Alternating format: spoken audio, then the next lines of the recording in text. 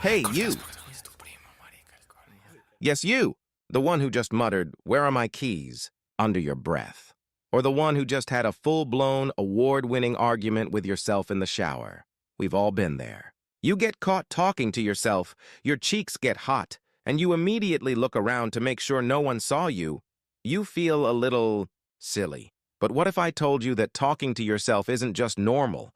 It's actually a sign of intelligence and a secret weapon for your brain. Stick around, because we're about to make you feel a whole lot better about that inner voice. Let's get sciencey for a second.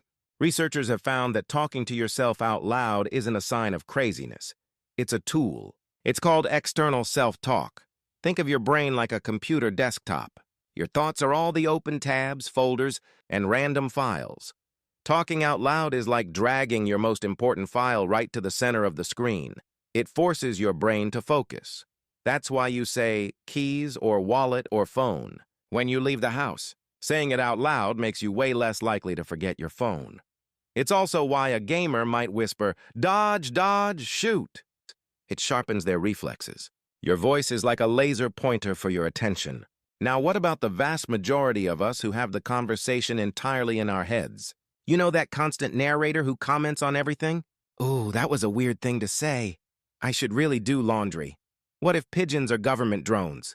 This is your internal monologue, and it's just as important. This is your brain's command center. It's where you rehearse, practicing that difficult conversation for the 10th time in your head.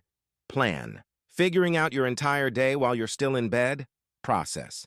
Trying to understand why your friend said fine in that tone of voice. It's like having a 24/7 internal life coach, critic, and commentator all rolled into one. Sometimes they're helpful. Sometimes, not so much. Which brings me to my next point. Not all self-talk is created equal. There are two main flavors, and you need to know the difference. First, there's negative self-talk. This is the voice that says, "You're going to embarrass yourself," or, "Wow, you really messed that up." This voice is like that unhelpful friend who just points out when you spill coffee on yourself. Then, there's positive or instructional self-talk. This is the MVP. This is the voice that says, "Okay, deep breath. You can handle this." Or, "Right, step 1, find the instructions." Athletes use this all the time to stay focused under pressure. The goal isn't to be fake positive, but to be your own guide, not your own bully. So, to recap, talking to yourself, whether out loud or in your head, helps you focus, plan, and control your emotions.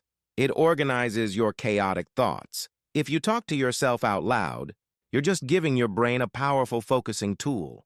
If you have a rich internal world with a constant narrator, you're using your brain's built-in processing center. The only time it might be a concern is if the conversations feel disconnected from reality or are constantly distressing.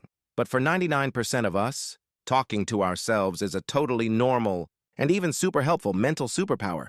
So the next time you catch yourself having a chat, don't be embarrassed.